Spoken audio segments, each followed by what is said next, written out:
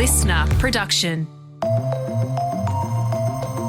Hello, welcome to the fourth episode of this special series of The Briefing. I'm Sasha Barbagat.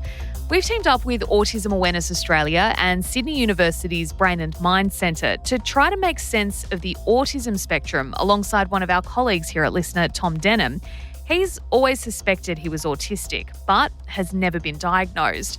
Well, as we heard yesterday, Tom found out he is on the spectrum, providing answers to questions he's had for most of his life. In this episode, we want to delve deep into the expectations Tom will have as he tries to navigate this new diagnosis, specifically through the lens of not only his personal life, but his work life too. We're joined again by Professor Adam Guastella from the Brain and Mind Centre. Professor Guastella, thanks so much for joining us on The Briefing. Now that Tom knows he's on the autism spectrum, should he approach his life differently? Should he, do things with a different perspective? The point of the diagnosis for me, and I think for a lot of people like Tom and hopefully for Tom, is to just improve their understanding of what they need. Moments of it, certainly a young adult like Tom getting the diagnosis is like an aha. I've got a framework to understand what's been going on all this time. But usually it's like a validation that actually, you know what, I've had these issues and I used to blame myself for it, or, I didn't feel like the supports were in place and actually they should have been. And damn, I've been brave. It's been really tough for me. And you know what?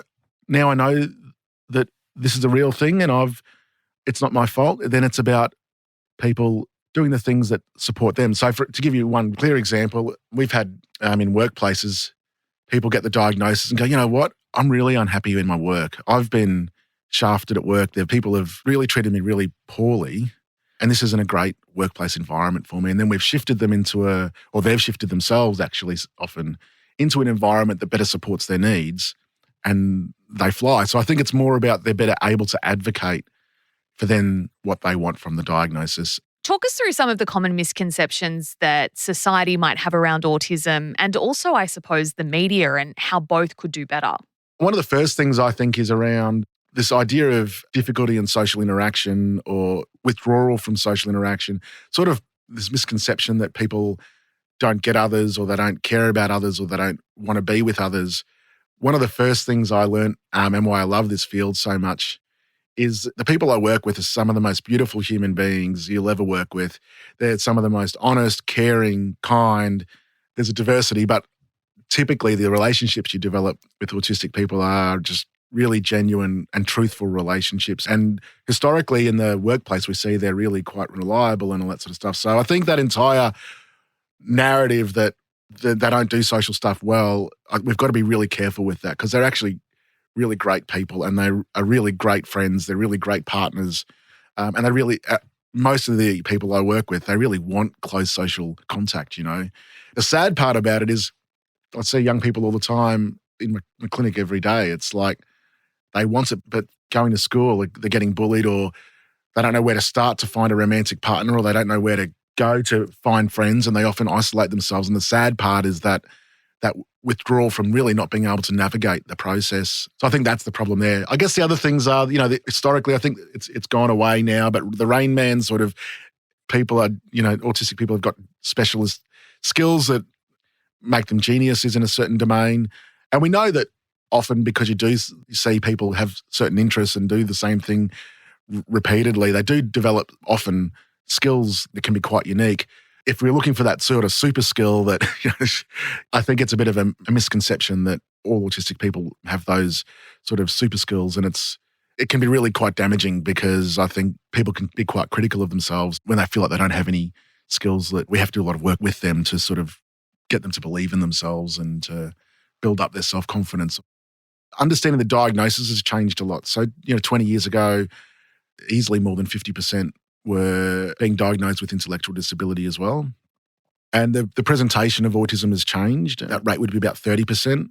And so there's been this conception then that, we're diagnosing everyone. It's like all the kids that might struggle a little bit, they're getting the autism diagnosis now. And that's a really poor misconception. What we've actually done, got a much better understanding of the supports that young kids need and adults. And the people that used to miss out and really get pushed to the side we're trying to make them centre and to put those supports in place. So it's not that they're people that don't need help and don't need support. The group that's being diagnosed, they often really do need some supports. Along with that, we can't forget that often this discussion now in the media leaves out those with intellectual disability and communication impairments, which is a significant portion of it. And so we have to represent the entire spectrum, and I think that can be hard in the media to do. Look, now that Tom has his diagnosis, he's got a great job here, but he might think or want some aspects of his work life to change. How should he approach his colleagues and kind of say that, maybe there are some things that they can change in how, they're working with him now that he has this diagnosis? What struck me with Tom, actually, and it was quite unusual, is Tom's done a lot of work behind the scenes for a long time. And part of the reason I think he has not got that diagnosis so quickly is because of all that work he's done to try to navigate situations. He talked a lot about exposing himself and trying to, if you like, adapt to situations. I've only done the diagnosis with Tom, right? But if I was sitting beside Tom and saying, where to from here in the workplace, I'd actually be going, well, hang on, it's not really up to you to have to try and adapt to all this stuff. Let's sit back and go, how do you think you can engage in this workplace in a way which benefits you and is sort of going to make you do the best role you can do?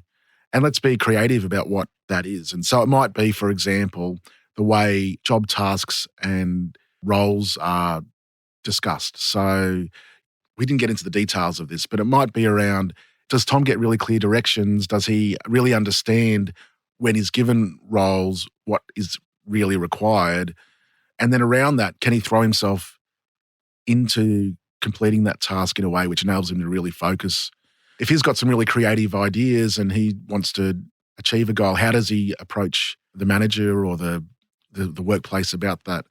It's interesting. A lot of workplaces, autistic people, their worst nightmare is like the social lunchroom area because they just don't know what to say or they don't know what to do. And I remember we were running a job program and this young person said to me, Adam, why, I don't understand why I'm being asked what I did on the weekend. I'm here at work. It's not their business what I did on the weekend. Why are they asking me about that? They're being invasive. And I said, oh, no. It's, we explain the sort of the background is that they don't really care what you did on the weekend. They're just trying to have a general chit chat and maybe get to know you a little bit. Or the same person said to me, why is everyone going for coffee? We shouldn't be going for coffee. We're being paid to work.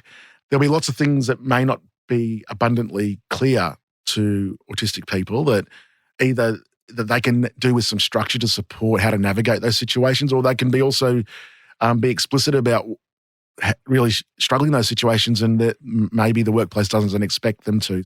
Do you think he should tell HR? Good question. The research here is complicated. If the organisation is up for supporting people and they've got good practices in place, absolutely. Yeah. But you don't tell your bullies your weaknesses. If your workplace is a stigmatising workplace, if they're going to criticise you, it may not help. The government needs to think through how to reduce those types of workplaces being in existence. But the reality is it does come down to, is the person going to be supported? Is disability actually going to be valued? And sadly, we're getting to points where we go, well, actually, maybe this isn't the right workplace for you. If you've got support needs and you think you're going to thrive, but you can't get it in this workplace, then maybe go somewhere else and thrive there and the other workplace can get the benefits of your skills. That's all we have time for in this fourth episode of What If I Have Autism. Make sure you join us tomorrow for our final episode of Tom's journey, where we let Tom explain his expectations, his future, and his reaction to this week's findings. Before you go, we would absolutely love it if you could share this ep with someone you think might enjoy it. And if you want to keep up with our other content, including footage and behind-the-scenes shots of Tom and his journey, you can check us out on Instagram at The Briefing Podcast. We're also on TikTok. Search Listener Newsroom. And we'll be back in your feed with another ep tomorrow morning from 6. I'm Sasha Barbagat. We'll see you then.